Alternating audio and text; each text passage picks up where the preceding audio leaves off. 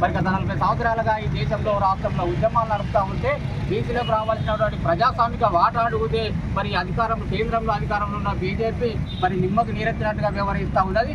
భారత రాజ్యాంగాన్ని ఈడబ్ల్యూఎస్ పేరుతో ఏ ఉద్యమం లేకుండానే ఏ వినతి పత్ర రిప్రజెంటేషన్ లేకుండానే మరి 5 రోజుల్లో భారత రాజ్యాంగాన్ని సవరించిన బీజేపీ ప్రభుత్వం ఈ 5 రోజుల్లో భారత రాజ్యాంగాన్ని సవరించి 10% రిజర్వేషన్లు కల్పించిన బీజేపీ మరి దేశంలో రాష్ట్రంలో అనేక సంవత్సరాలుగా ఉద్యమాలు నడుస్తున్నప్పటికీ కూడా మరి బీసీలకు 42% రిజర్వేషన్లు అమలు చేయడంలో పూర్తిగా నిర్లక్ష్యంగా మొండిగా వ్యవహరిస్తూ ఉన్నది. ఇప్పటికైనా బీసీలకు రావాల్సినటువంటి ప్రజాస్వామిక వాటా బీసీల న్యాయమైన డిమాండ్ను కేంద్ర ప్రభుత్వం మరి 9వ షెడ్యూల్లో చేర్చాలని చెప్పి భారత రాజ్యాంగాన్ని సవరించి 9వ షెడ్యూల్లో చేర్చి బీసీల పక్షపాతిగా బీజేపీ నిలబడాలని చెప్పి బీజేపీ ప్రభుత్వాన్ని డిమాండ్ చేస్తూ ఉన్నాం.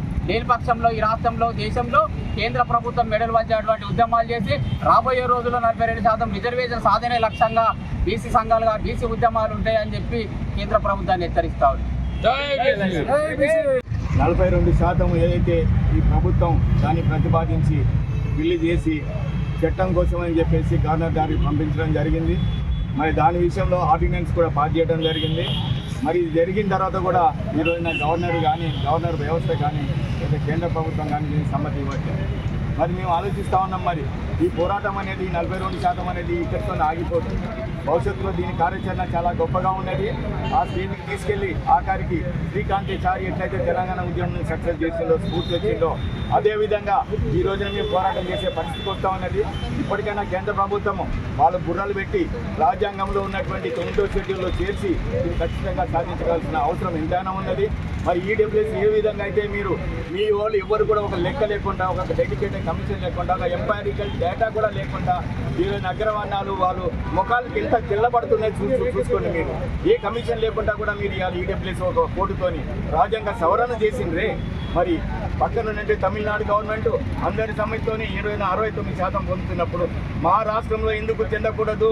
ఈ ఏదైతే ఉన్నదో ఈ హక్కును మేము రాజ్యాంగ పరంగా ఉన్నటువంటి హక్కును మీరు ఎందుకు కాలరాస్తున్నారని కూడా మరి ఒక్కనే చెప్తా ఉన్నాం. మరి ఇన్ని ఉద్యమాలు జరిగినాయి. ఈ రోజున ప్రభుత్వం అనేది ఒక పద్ధతి ప్రకారం ఇవాళ వాళ్ళు చేస్తూ ఉంటే ఆ పద్ధతిని కూడా పక్క పెట్టి మీ చట్టం మీద మీకే గౌరవం లేదా?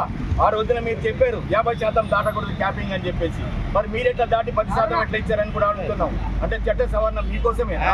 అంటే ఇవాళ ఓట్లన్నీ దండుకుని బీసీ 50% బీసీ హిందువులకు మోసం చేస్తున్నారు. ఈ రోజున బీసీ హిందువులు దళితులకైనా ధృవంగా చూస్తున్నారు. కాబట్టి ఇప్పటికైనా మీరు కేంద్ర ప్రభుత్వం ఆలోచించండి. మీకు న్యాయం చేయాలా? మేము రోడ్ల మీద వచ్చి పడాలా? మీ వాళ్ళు ఎవరు రోడ్ల మీద పడలే. మీరు ఎక్కడ కమిషన్లు వేయలే. వాళ్ళకి మాత్రం ఆఖరి నోట్లో పెట్టి మంచిగా ఈ రోజున మేము చూస్తున్నాం. రిజర్వేషన్లో ఇవాళ 495 మార్కులు ఒక వ్యక్తికి వచ్చినాడు, 360కి వచ్చినాడు. అగ్రవర్ణాలు 10% చేయాలా?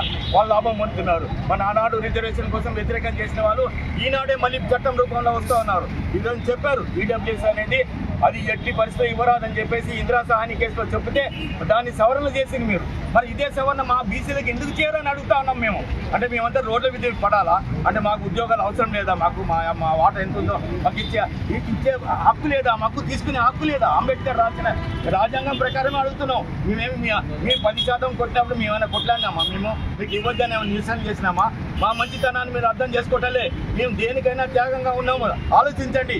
ఈ ఉద్యమాలు 40 సంవత్సరాల నుంచి జరుగుతూ ఉన్నది. 85లో కూడా బీపీ సింగ్ గారు చేసినప్పుడు కూడా కమండలం అని చెప్పేసి మీరు కొత్తగా పట్టుకొచ్చిన ఒక ఉద్యమాన్ని. అంటే ప్రతి ఒక్క చోట కూడా ఇక్కడ సమర్థిస్తారు, అక్కడ కేంద్ర ప్రభుత్వంలో ఎక్కడైతే మీరు పని చేయాలో అక్కడ పని చేయాలి. అంటే ఇక్కడ మీ లోకల్గా మీ ఓట్లు పోతాయి, మీ బీసీ హిందూ ఓట్లు పోతాయి అని చెప్పేసి ఈ కపట నాటాలు, ఈ డబుల్ స్టాండర్డ్, ఈ డబుల్ ఇంజన్, డబుల్ మాటలు, డబుల్ ఇండియా ఎందుకు మాట్లాడతారు? భారతదేశం అంటే ఒక్కటే, రైట్? ఒక్కటే అనుకున్నప్పుడు మీ హిందువులందరినీ ఏకం చేయండి. దానికి అనుకూలంగానే ఈ రోజున బీసీలు చేస్తేనే మీరు అక్కడితో ఆగిపోతుంది. లేకపోతే ఈ ఉద్యమాన్ని 13 తారీఖు, 16 తారీఖు, 18, 28, 23 నెక్స్ట్ మంత్ కూడా పోరాటం ఢిల్లీలో కూడా చూపెడతాం. మేము ఢిల్లీ పోరాటానికి తీసుకెళ్తామని కూడా మరోసారి మేము మంచిర్యాల జిల్లా జేఏసీ తరఫున జై బీసీ.